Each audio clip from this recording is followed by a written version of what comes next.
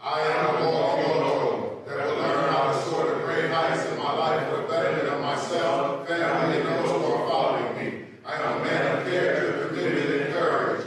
I am a man of integrity, intellect, and influence. I am a man of discipline, determination, and dedication. I am a man of faith, focus, and fortitude. I am the designer of my own destiny. I challenge myself and others to be great. I am walking successful in everything I do. I am walking in love. I am a magnet for success. I don't mistreat people. I am my own walking life story. My life is governed by love, respect, and loyalty. I am a walking logo. Not everyone has a right to speak into my life, and I will associate with family and friends that are ambassadors of truth and divine love. I am built to succeed. I am the walking logo.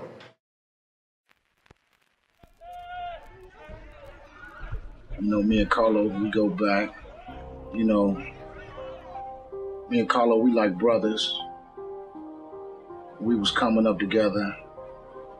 You know, we done a lot of dirt. You know, coming up in the streets and whatnot. You know, we got the kind of mindset. You know, like, you know what I mean, an eye for an eye type of mindset. You know, we thought senseless back then. On the streets, man, you know what I'm saying? You know how a brother feel, man. A brother feel like, man, my man a soldier, man. My dude, he a soldier, man. He took that on the chin, man. Not even understanding what he just threw. He just threw half his doggone life away, for real, man. He ain't gonna say it's stupid. You just gonna say it's senseless, for real. He didn't think, for real. He didn't think before he acted. Man, how did that happen? Come on, man. The man above was on that man's side that evening. What else is left? But my man to sit on down. But lucky he sat down, though. Lucky that man sat down. Lucky that man sat down, for real. Lucky you sat down, brother. Lucky you sat down, for real. On everything I love, lucky you sat down. There are just a couple of things, and I really can't even think of them, that are worse than being locked up. I think being incarcerated is one of the worst things that can happen to you, because your freedom is gone. Others are telling you what to do, when to do it, and how to do it. And you have sort of lost yourself behind bars. At the same time, you've got to take personal responsibility, no matter where you are or who you are, whether you're locked up or free. When you mess up, there's a price for that. Okay, so we move past the price for that. And now we start talking about rehabilitation, returning to society.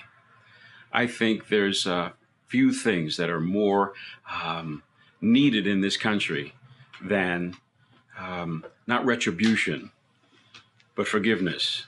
I think everybody deserves a second chance. And when you get that second chance, you got to make the most of it. We have a prison system that's kind of bursting at the seams in Ohio, and probably that way around the country. When you think about it, there are more people under lock and key in America than in any other country in the world. What do we do with these folks when they come out? Some don't stay out very long. They call that recidivating. They go back in. Others try to make it, and there are stumbling blocks along the way. Because when they go back home, they go back to the same environment that they left. It was dysfunctional when they left and dysfunctional when they come back, so they've got to come back to something else. We need more programs for men and women who are ex-offenders, restored citizens, so they can make something of their lives. I think businesses continue to be too reluctant to hire people who have a record. Just because you made a mistake doesn't mean that you don't have any worth. And let's face it, these are folks, this is manpower, woman power that can be put to use in our neighborhoods, in our communities, in businesses, growing the economy. So we can't act like they're throwaway people. Nobody's a throwaway. They're getting the skills, they're getting educated, and they're also hearing from those who can be role models for success. I started selling drugs when I was 13 years old. I spent 6 years in the streets, got incarcerated at 19 years old, served 10 years in prison. A harsh reality for Carlos Christian, But fast forward 7 years, now he's the keynote speaker for men and women trying to get back on track. I got into college, business management. I graduated from business management with a 3.83 GPA. I also got into administrative office technology for vocational, learned Spanish, got into the word, got into scripture. So I just basically did a transformation. How do you decrease the recidivism rate? You increase the value in the minds of those who are incarcerated.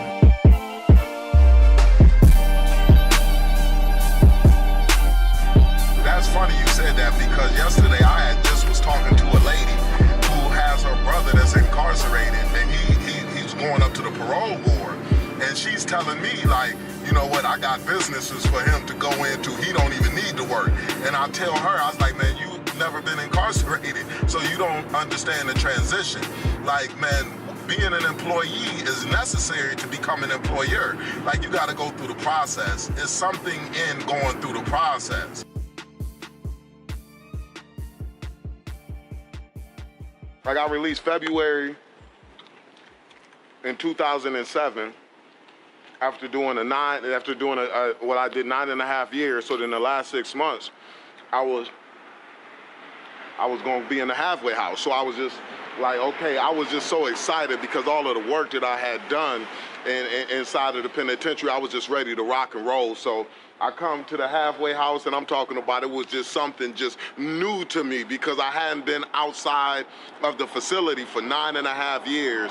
And I came home to the halfway house, and I was just like, man, I'm ready to get to work. I knew that I was going to get employed. I didn't care about it being right before the Great Recession or whatever, or people talking about how hard it is to get a job, how difficult it is to get a job. I was just so determined to get it done. I remembered that at times I would wake up a bit late because my alarm clock might not go off, and my bus, I would catch my bus downtown Cleveland, and I would have to run all the way to Tower City from here, from 18th, to get to the bus, to catch the bus, because I was so determined that I was not about to miss the bus and miss work and get fired and go back to the penitentiary.